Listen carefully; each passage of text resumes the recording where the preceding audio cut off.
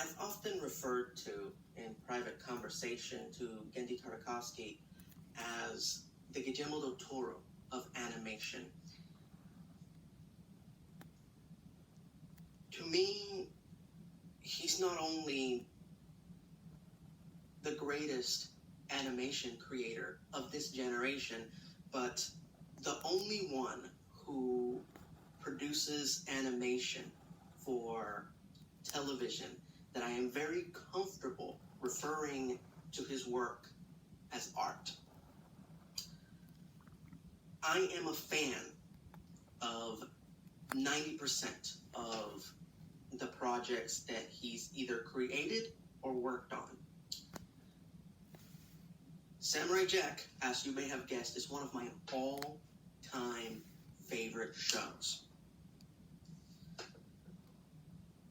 I tell you this so you understand the gravity of my words when I tell you that Unicorn Warriors Eternal is my favorite thing to ever have his name attached to it. And I've only seen 10 episodes. Now, for starters, in the world of animation, there's these unspoken rules that apply only to animated shows as opposed to live action shows. Rules like the premise has to be simple enough for kids to understand it, but complex enough to keep older audience members interested. The pacing has to be fast. You just have to get all your stuff in, tell a full story between 11 to 22 minutes and move on just as quickly as possible. By the end of the episode, everything goes back to the status quo. Just a lot of these unspoken rules, again, that don't necessarily apply to live action shows. This show breaks almost every rule that is set for North American televised animation. We've already seen a few of these rules broken for all these wonderful animated streaming shows that we're enjoying these days. Streaming is the new frontier. In my Disney Afternoon videos, I talk about how when I was a kid, cable was the new frontier. It was the Wild West. They were allowing a lot of things that weren't allowed on network television. Now, streaming has become that. And now it's getting to the point that because animation has evolved to such a degree on streaming, cable has to keep up. Cable has to step up and live up to that new standard. And to me, that's what this show represents. It represents the evolution of television, of televised animation. This show has a premise that is very intricate that I'm going to try to explain to you if you haven't seen the show yet in a few minutes. And I'm not going to fully do it justice. I am going to tell you right here and now, I've seen 10 episodes of this show. I've seen the entirety of season 1.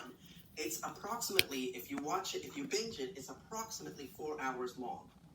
I've seen approximately 4 hours of Unicorn Warriors Eternal, and I still feel like I've only seen the tip of the iceberg. That's how intricate and elaborate this show is. Like I said, animation has to keep a quick or steady pace, just keep the audiences interested. This show takes its sweet time. It's a slow burn, a fascinating, entertaining slow burn, but it takes its time, unlike most animated shows. This show is serialized, which fits in perfectly with this era of streaming shows where almost every streaming series is serialized. It's not episodic. There are very few streaming shows that have standalone episodes or oneers, as some people like to call them, where the story is self-contained in just that one episode. They all tend to be one big season-long story. Each episode continues on to the next. And yes, Unicorn Warriors most definitely fits into this model of entertainment that we're enjoying now. And often, when people talk about these shows, especially the ones that are released one episode per week, which personally I think is a great model and it keeps you interested in the show. It gives you time to digest each episode as opposed to just binging it all at once and then it's just gone. In this era, I constantly hear people say stuff like, oh my god, I need the next episode now. Oh my god, that's not enough. 30 minutes, 40 minutes is not enough. And often I roll my eyes at those people. Because I love a good cliffhanger and I love to have those 7 days for me to process what I saw and build up the expectation to the next episode. Unicorn Warriors Eternal is the first show that I've seen since I was a kid where I see one 22-minute episode and it just wasn't enough. I needed the next episode right away. It just created that sense of urgency. Each episode just has a wonderful cliffhanger at the end of it, and I respected the hell out of it because it effectively made me want the next episode immediately.